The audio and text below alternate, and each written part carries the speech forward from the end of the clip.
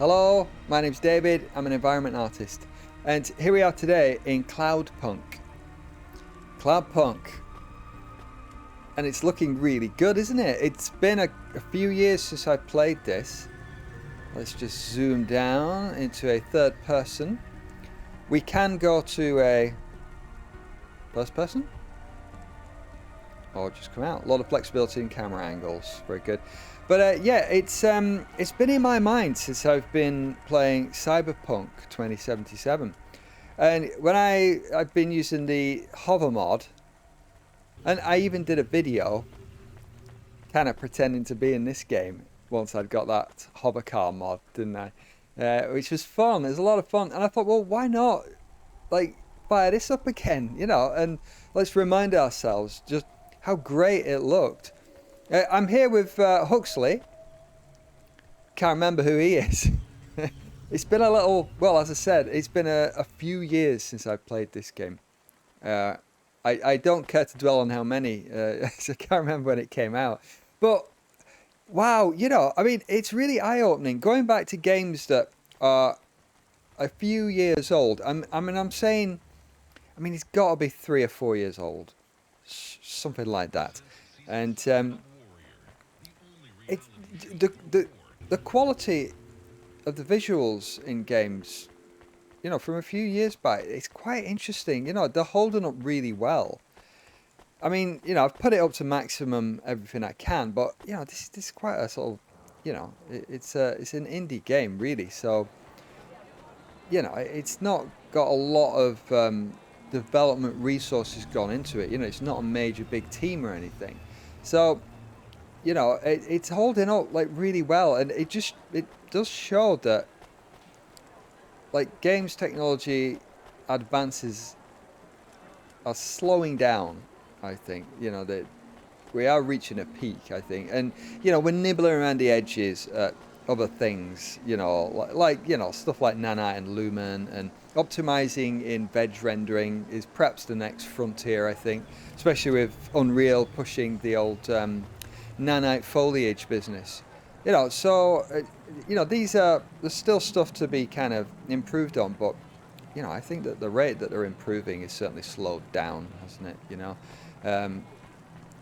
Yeah, but I mean, that's great though, isn't it? Because we can play games that are a number of years old and still, you know, feel like we're playing modern, cool games, you know, still using our gaming technology. But doesn't it look brilliant over there? I mean, it is great. I mean, they're all accessible, these areas. It's not kind of totally open, but you've got to, you know, you can find your way over there. But, well, let's us and old Huxley. He sounds like our butler, doesn't he? I'm gonna think of him as our butler. Yeah, but this visual style is really good, isn't it? No, the voxel-based kind of level creation. You know, everything's cubes, isn't it? Smaller than Minecraft, but it's a lovely aesthetic, and it's an aesthetic that was used by a game called The Tourist as well. If you ever played that, I think that's one of the only games I've heard of that could run in 8K. Because it was this visual style, really clean, a lovely looking game actually. It might be worth a video, I suppose. You know, it's a game I greatly enjoyed actually, even though I did not finish it. But let's take a look at this cyberpunk city in the rain, of course, and it's all entirely done at night, this game as well. So it's really leaning in to the you know, cyber noir sort of thing. And looky here, we've got our vehicle. This is we're a taxi driver doing deliveries. And here we are. Up we get. And we can have a little wander around over there. I mean, what a beautiful, clean looking game, isn't it? It's colourful, it's vibrant, it's getting across its aesthetic, its visual style of the, you know, the cyberpunk genre, isn't it? And really, really lovely, I think. So much fun to sort of mooch around in. And I'd never finished this game actually, so that's something I would like to do. But one thing I like as well about all this, we've got you know, different camera angles, and this as well. We've got a lovely cockpit view here, and we could even kind of have a look around inside while we're driving about. And I love an in-car view. I think it just adds so much to it. And you know, it was a shame that the Switch version missed out on that. They did not have this version, because I played most of it on the Switch, and then I was like, where's this in-car mode that I keep seeing? And it's not there. So let's get into this highway, and I can't remember at all where anything is, so I'm just gonna fly blind really, and see what we come across. Ooh, Londa ruins. Whoops, sorry, I had a slight collision there, didn't I? I mean, we can pop out into this more expansive view, and then we can maybe sort of fly upwards. So I do recall these are like the gateways between areas, I seem to recall. So now let's just nip in. Whoops. Oh, I'm about as good driving this as I am the hover car in Cyberpunk, aren't I? So, okay, I thought that might have been a sort of way to get to another area, but let's go down here. So, I mean, I'd like to see this in Cyberpunk 2077. You know, like more kind of highways up in the sky. So there we go. What does that say up there? Can't read it. Waterside. Right, let's go into the Waterside. There we go. So we're kind of loading a new area in. There we go. And that was Old Town where we were. Very nice. Right, what's Waterside like? Crashing into everything that there is to crash into, isn't it? Waterside looks quite a lot like Old Town, isn't it? But you know, this city is sort of nominally, you know, in the water, isn't it? Really? Yeah. There we go. Whee. You can't just land anywhere, sadly. You've got to, well, get the map up and, whoops, Daisy. Have we reached the height limit here? No, okay. All good. And, yeah, you got to find a parking spot, basically. Which kind of, oh, there we go. There's one on our left over there. Yeah, right. So you get a sort of parking bay sort of zone, which, you know, I mean, yeah, makes sense, doesn't it? We'll keep the map up for now, and go down here. And what that's a garage. It says garage. This is the, or garage, whichever one you say it. Garage, garage, garage. You know, which one? Which one, eh? Yeah, I've always called it garage, so I'm gonna stay calling it garage. Right, let's zoom down. There's gas over there. We want some gas. Or petrol, I would call it. Gasoline was a brand name, wasn't it? Yeah. Right, whoa, what was that? What was that? Stop! Hold your horses. What does that say?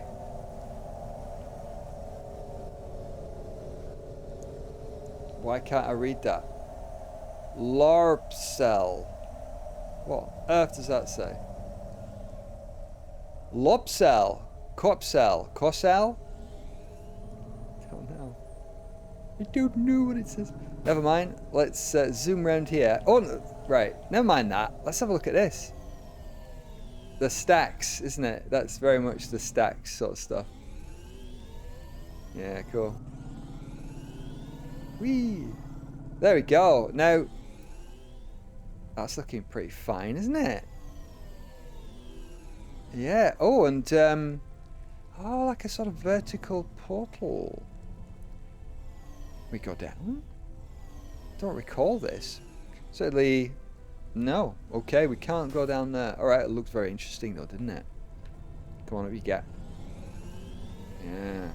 But this area is looking pretty cool, isn't it? Yeah, yeah. See, this is what I really wanted Cyberpunk to be kind of, you know, doing a bit more of this sort of vertical level design like this. I mean, that looks really good, doesn't it? You know, can you imagine Night City with this sort of vibe going on? Yeah. I'd really like that. And especially, I mean, there's a version of Cyberpunk 2077 that's got the hover cars, hasn't it? That's got the airborne traffic. That's got this multi-layered kind of vibe going on here. And wouldn't it be glorious? Wouldn't it be amazing? You know, I would be all over that. Yeah. And you'd be sat in your car and, you know, just mooching around. And it would be like so complicated to make. And it would be just so dense, wouldn't it? You know, I mean, I'm thinking like, you know, imagine Avatar Frontiers of Pandora's kind of vertical level design, especially in Spires of the Clouded Forest, but in this sort of thing. You know, I mean, it just shows like Ubisoft Massive could do it. So, come on, Cyberpunk. Come on. I'm sure you can do it. Go in there. So that's another portal to somewhere. Well, we'll have a look in a bit, won't we? Yeah. So let's pop back out of there. Right, so that's cool, isn't it? Yeah. I really do like the camera options. There's something for everybody here. You know, first person, third person. You could just have a good look around with the camera here. Ooh, wow, that's bright. Oh, headlights. Look at that. Cool. I like a bit of glare in a game. You know, when you look at the sun, it should white everything out. You know, so, yeah. I like it. That's good. So you can lock it to behind the car, of course. Beep, beep. And then, you know, in cockpit view, and the ability to look around as well. And then you can lock it as well. So, you know, yeah, something for everybody. That's really good. I appreciate that. So, I wanted to just spin around there a bit. And just go down here. Navigate through the stacks. Cool, isn't it? I mean, there's a lot of intricate design here. It's simple but complicated at the same time, isn't it? It's a really interesting vibe going on. And it just shows what you can do when, you know, you've not got all the resources in the world. You know, it's like technical limitations have defined so many iconic games over the years. And, you know, people often think, you know, oh, that was a great visual sort of aspect to put in the game and it looked really cool. But very often you find that that visual style came about because of limitations. And when you have no limitations, effectively, that's when you can kind of come unstuck surprisingly easy with that sort of stuff, because it, you know, it keeps you focused when you're limited. Let's park up here. There we go. You know, and it keeps you within boundaries. And so, you know, we've seen this on quite a few game projects over the years, haven't we? You know, when you get too much of an open playing field, you can lose focus, and then feature creep starts happening, and you can just end up in a complete mess, you know. I mean, you know, there's been a recent release, hasn't there, earlier this year. There was an utter disaster, a very predictable utter disaster, I could say, having known people who worked at that particular studio. And, you know, it was a very prominent figure who I've actually worked with in the past. And yeah, no surprises in that project. You know, I'm not going to go into detail. I don't want to be negative about things too much. But, you know, it was a good example of too much resources, too little focus, poor leadership. And, you know, you see that's what results. And, yeah, I was watching all that happening and utterly unsurprised. And indeed, my friend who worked there and who I've worked with many years, a good friend of mine, and he predicted that mess about 2 years ago. And that's why he left the studio. So, yeah. Unfortunate mess, all that. But anyway, let's not dwell on that nonsense. Let's just enjoy looking around here. I mean, isn't it great? I mean, you know, we've not got any fancy ray tracing or anything like that, but we've got some nice reflections going on, haven't we? I mean, that is looking really good, isn't it? I mean, these are, yeah, environment map reflections here. So, you know, we've got a generic sort of cube map, environment map that is getting applied to these puddles. But, man, it's effective, isn't it? You know, I mean, it's not like for like. You know, we would see, well, what's a prominent thing here? You know, I mean, like, say that red, those red lines there, you know, you would be seeing those in the reflection, wouldn't you, of course?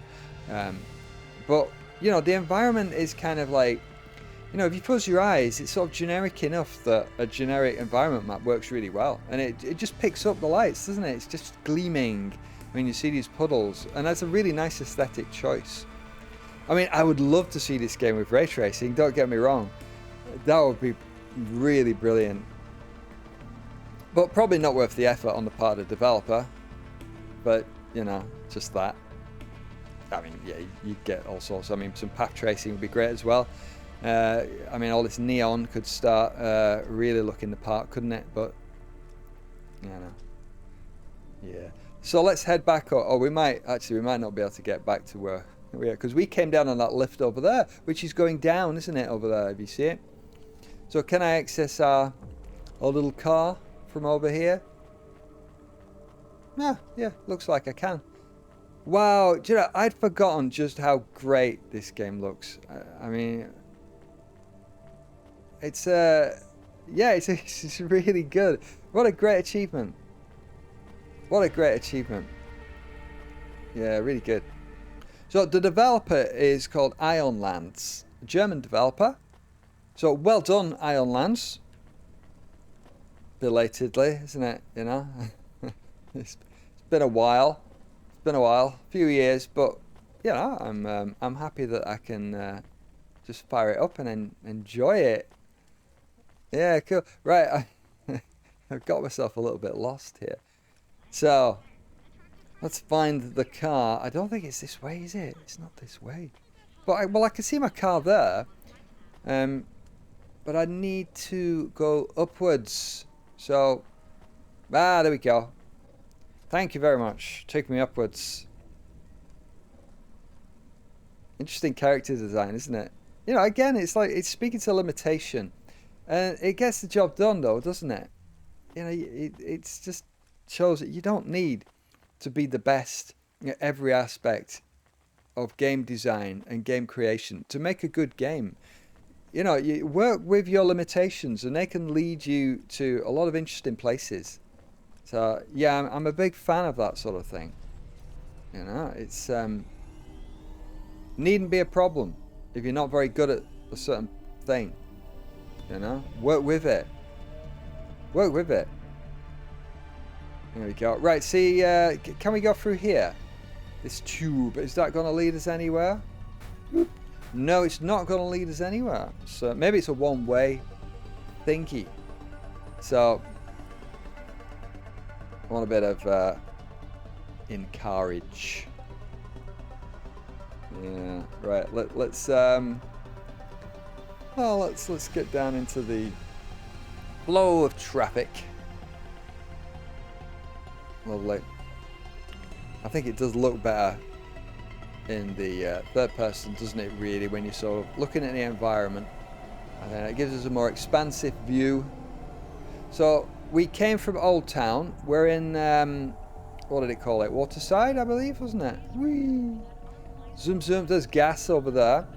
I mean, we've got a map, of course. So that's Waterside Residential, Clearwater, Old Town, and Gallows Row. Let's go to Gallows Row. That sounds interesting, doesn't it? Let's do it.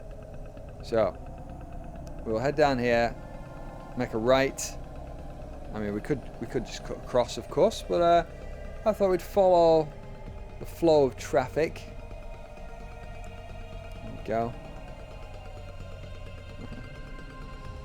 It's quite reminiscent of the Delorian, isn't it? This vehicle. I'm seeing the Delorian Yeah. And Back to the Future 2. Man, I love those films. Well, actually, I love Back to the Future 1 and 2. I thought 3 was a bit poor. But, classic films. I actually believed that by the year 2015, we'd have hover cars and hoverboards. My young self, you know, that actually seemed like a reasonable expectation back in 1985. And, yeah, what a disappointment, eh? But there we go. Right, so here we are. We have actually come higher up now. So there's a sense of going up through the stacks of, you know, your Coruscant sort of thing. And that's clouds, isn't it? There, Cloudpunk. And whereas before we were kind of at water level, I guess, weren't we? So, you know, if I was a lot more familiar with this game, if I'd have been playing it more recently, I would have more of a sort of mental map of the whole place, you know. But it's looking a little bit more clean and pristine, isn't it? And I mean, how far can I go up here? It seems like that's the ceiling. Yeah. So they don't want you going any higher than that, because you'd start seeing what's beyond these buildings, which will be nothing. That will be the edge of your level, you know. And as I was speaking of limitations and stuff, you know, fog, rain, darkness. The cyberpunk genre is, you know, setting limitations for you already, isn't it? You know, you can work within those limitations and it plays to the genre. You know, you're limiting your draw distance. And, you know, you can occlude things easier with all these buildings. You can hide things. You know, it's just, you know, they're pretty good limitations to play to if you're making a game. Whoops, daisy. Yeah, it's great. Really useful. So where's this going to take us? Let's just check the map out. So, okay. Interesting. The Marrow. Old Town. The Marrow. That looks interesting. Yeah. Little China. I want to go to Little China. So it's all the way forward and then all the way left. So let's do that. Let's go there. Cool. And the rain's coming down. Excellent. Whoops. Hey, steady on. Is that my fault? Shit. Oh, pardon me. Dear me. Right. Oh, and look. So you got your portals that have got a sense of going up and down. So hang on. That's Midtown. I don't want to go to Midtown necessarily. No, I've overshot. So I want to turn around and head right. So let's spin around. Those wipers are a nice touch, aren't they? Ah, there is a strafe which I'm not using effectively. So, you know, there's the ability to be pretty agile and nifty playing this game. If I could, you know, just get myself to do it. Whee. Right, checking the map again.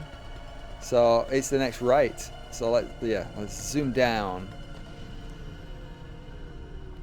and check out Little China. See what that's doing. This is really making me want to play through and get back into this game, because I'm really enjoying it. It's looking really nice. So yeah, this Little China just up ahead. But let's just, you know, exfiltrate ourselves from the traffic at this point, because this looks quite nice, doesn't it? Yeah, look at all that there. Notice the raindrops on the window as well, on the side of the running down,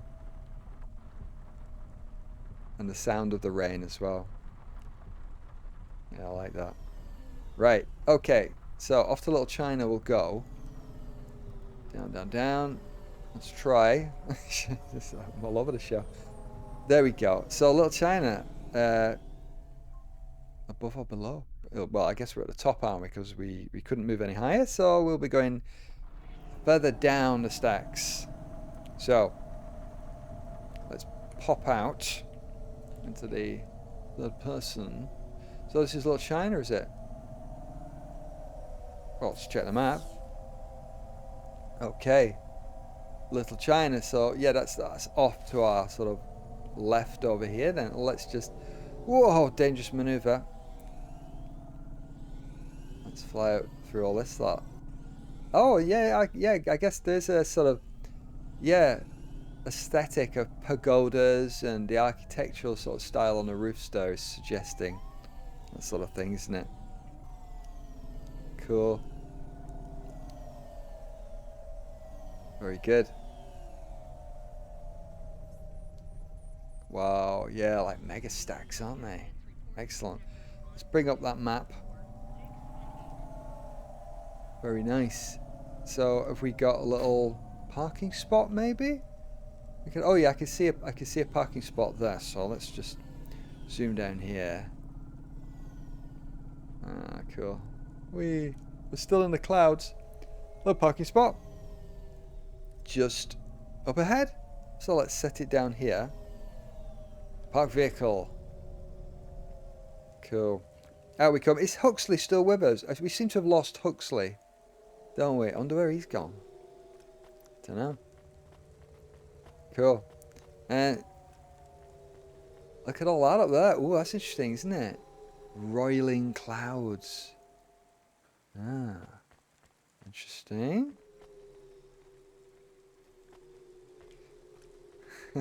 Just the raining under the thing, but you know, it's fine. It's fine. Lovely. Right, food mood. There we go. We'll get a nice futuristic snack, and I think that'll be a very nice little spot to leave it at. Really, just a quick look at Cloudpunk, really, and it's been pretty cool for me to sort of revisit this, and yeah, it's given me an appetite to, you know, get back into the story.